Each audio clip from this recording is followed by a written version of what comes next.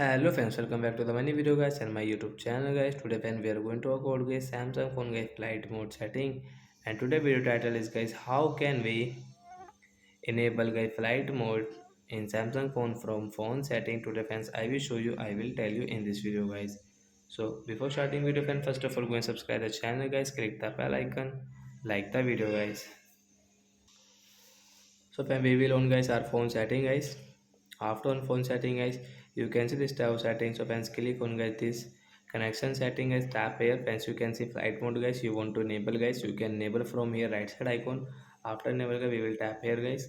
So friends you can see guys this notification flight mode guys, how can you use it. So friends you can connect only Wi-Fi network guys, and guys you cannot use guys your phone call settings and your mobile data setting. And so once you have your download movies and download songs, offline game guys, you can play in your Samsung phone device. So like there guys, you can enable. After enable guys, you can use guys only Wi-Fi setting guys. You want to connect a network, so you can connect from here guys, and you can use your Wi-Fi network while enable flight mode setting guys. You can see connected. So I hope friends have understood how to enable flight mode in Samsung phone and how to use it. So bye guys.